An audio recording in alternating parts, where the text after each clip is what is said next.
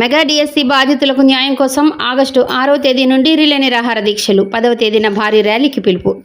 సాలూరు పట్టణంలోని మాజీ ఉప ముఖ్యమంత్రి పీడిక రాజన్నదొర నివాసంలో సోమవారం సాలూరు నియోజకవర్గ పరిధిలోని సాలూరు, పాచిపెంట, మెంటాడ, మక్కువ మండలాలు, సాలూరు మున్సిపాలిటీకి చెందిన వైఎస్ఆర్సీపీ నాయకులు, కార్యకర్తలతో సమన్వయ సమావేశాన్ని నిర్వహించారు. ఈ సందర్భంగా ఆగస్టు 6 నుండి 9 వరకు చేపట్టనున్న రిలే నిరాహార దీక్షలు, ఆగస్టు 10వ తేదీన నిర్వహించనున్న భారీ ర్యాలీ విజయవంతానికి చేపట్టాల్సిన కార్యాచరణపై విస్తృతంగా చర్చించారు.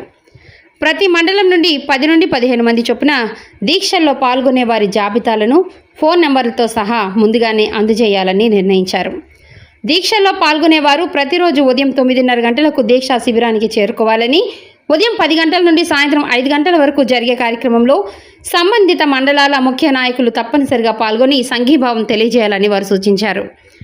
ఆగస్టు 10వ తేదీ ఉదయం 9:30 గంటలకు సాలూరు అఫీషియల్ కాలనీలోని పార్టీ కార్యాలయం వద్దకు చేరుకుని ఉదయం 10 గంటలకు ప్రారంభమయ్యే భారీ ర్యాలీలో నాయకులు, కార్యకర్తలు అధిక సంఖ్యలో పాల్గొని విజయవంతం చేయాలని పిలుపునిచ్చారు. మెగా డిఎస్సి నియామకాల్లో అవకతవకలపై సిబిఐతో సమగ్ర విచారణ జరిపించాలని విద్యాశాఖ మంత్రి నారా లోకేష్ నైతిక బాధ్యత వహిస్తూ రాజీనామా చేయాలని, 20 లక్షల ఉద్యోగాల భర్తీపై శ్వేతపత్రం విడుదల చేయాలని, విద్యార్థుల ఫీజు రీయింబర్స్మెంట్, వసతి దీవెన బకాయిలను విడుదల చేయాలని, నిరుద్యోగ భృతి, ఆడబిడ్డ నిధి హామీలను అమలు చేయాలని, 50 సంవత్సరాలు నిండిన అర్హులందరికీ పెన్షన్ అందించాలని ప్రభుత్వాన్ని డిమాండ్ చేస్తూ ఉద్యమాన్ని విస్తృతం చేయాలని సమావేశంలో తీర్మానించారు. అదేవిధంగా ప్రత్యేక ఓటరు జాబితా సవరణ కార్యక్రమాన్ని గ్రామ స్థాయిలో సమర్థవంతంగా నిర్వహించాలని, బిఎల్ఏలు, ఫారాలు 6, 7, 8 ద్వారా ఓటరు నమోదులు, మార్పులు, తొలగింపులు పూర్తి చేయాలని, రానున్న స్థానిక సంస్థల ఎన్నికలను దృష్టిలో ఉంచుకుని